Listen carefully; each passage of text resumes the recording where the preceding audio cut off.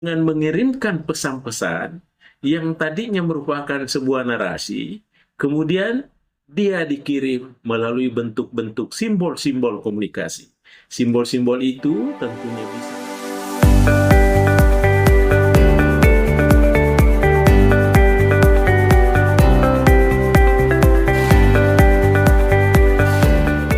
Assalamualaikum warahmatullahi wabarakatuh. Para pemirsa sekalian dimanapun berada, tentunya saya berharap mudah-mudahan kita semuanya dalam keadaan sehat walafiat. Ya, di samping diberikan umur yang berkah, juga diberikan kesehatan yang maksimal. Semua dalam keadaan sehat, dalam keadaan bahagia, itu merupakan dambaan kita bersama. Oleh karena itu, tentunya kita tidak pernah berhenti mensyukuri nikmat Tuhan Yang Maha Kuasa, karena adanya pemberian-pemberian yang datangnya kadangkala dari arah yang tidak disangka-sangka. Hadirin sekalian, para pemirsa sekalian yang saya hormati, para pemirsaku dimanapun berada, kembali lagi kita bersua dalam satu channel YouTube Mr. Koronis, komunikasi romantis dan humanis. Baik para pemirsa sekalian dimanapun berada, tentu saja channel ini selalu bercerita tentang fenomena-fenomena komunikasi. Sampai dikatakan bahwa dengan kemajuan teknologi sehingga komunikasi sudah ikut mengglobal. Hampir lagi tidak ada batas-batas, tidak ada hijab antara fenomena satu dengan fenomena lain. Karena hampir semua kejadian-kejadian di muka bumi ini bisa dibahasakan, dipersepsikan secara komunikasi, bisa dikomunikasikan.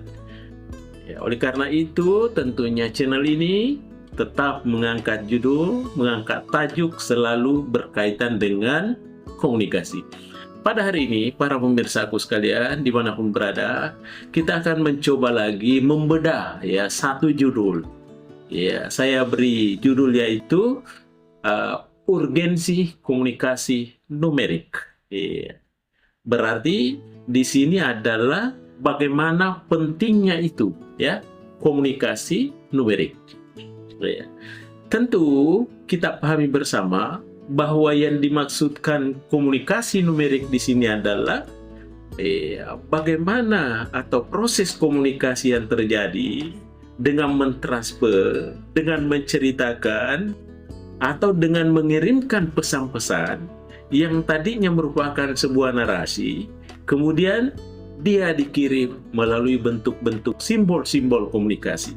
Simbol-simbol itu tentunya bisa berupa data, angka, atau statistik, tentunya yang berkaitan dengan angka-angka. Sehingga fenomena-fenomena yang terjadi dapat dibaca melalui angka-angka tersebut. Sehingga disinilah salah satu bagaimana komunikasi numerik itu harus dilakukan. Namun demikian, tentu tidak dapat disangkal lagi bahwa di era digital, di era informasi yang begitu maju, komunikasi numerik ini tidak boleh disepelekan. Karena komunikasi numerik ini sangat krusial sekali. Kenapa? Karena yang pertama, karakteristiknya kenapa sampai dikatakan komunikasi krusial, komunikasi numerik ini adalah krusial. Yang pertama itu adalah karena tingkat objektivitasnya tinggi. Kenapa dikatakan tingkat objektivitasnya tinggi? Karena kalau bercerita tentang komunikasi numerik, berarti bercerita tentang angka. Sedangkan angka itu cenderung memberikan gambaran yang lebih pasti dibandingkan dengan narasi-narasi yang bersifat kualitatif. Seumpama, ketika kita menyampaikan dalam sebuah narasi atau sebuah diksi, kita katakan bahwa sesuatu itu adalah sangat banyak. Tetapi kalau sangat banyak, berarti itu kelihatannya tidak terukur. Dia mengambang. Iya.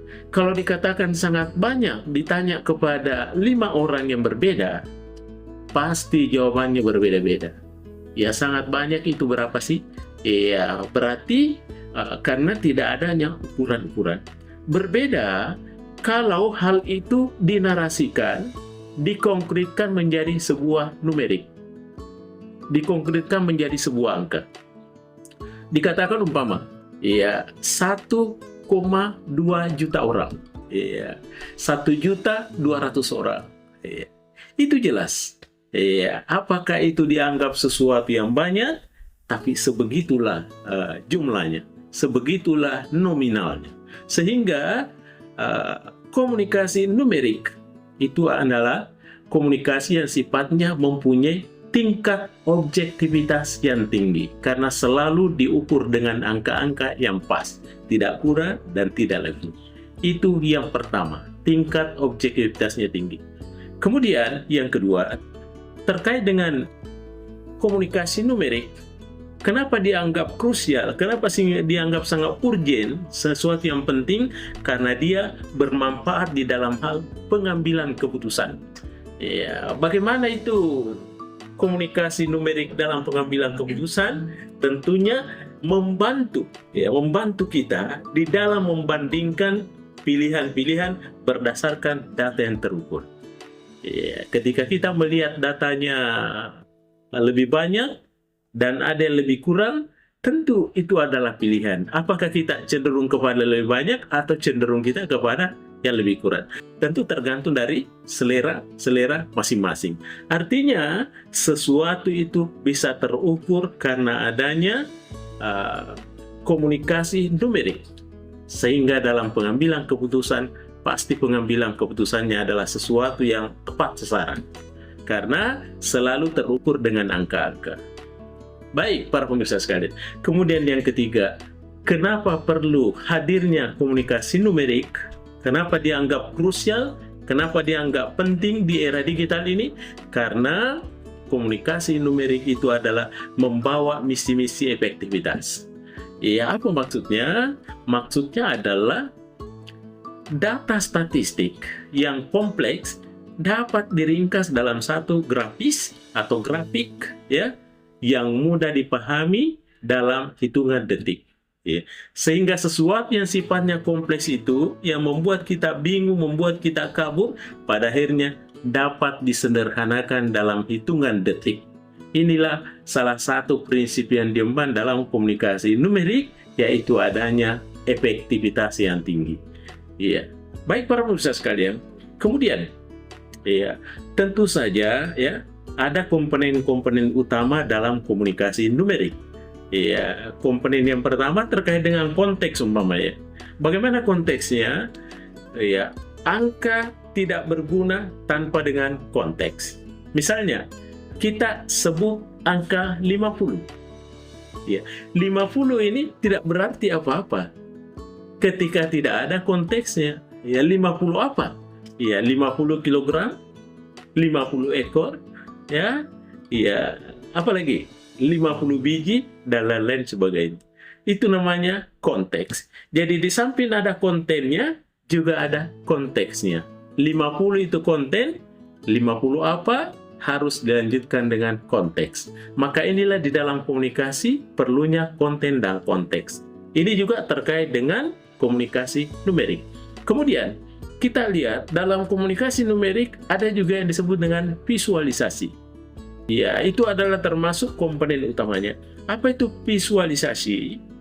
Visualisasi itu adalah adanya penggunaan alat bantu, ya, seperti umpama grafik, ya, ada grafik batang, ya, ya, ada lingkaran atau berupa tabel.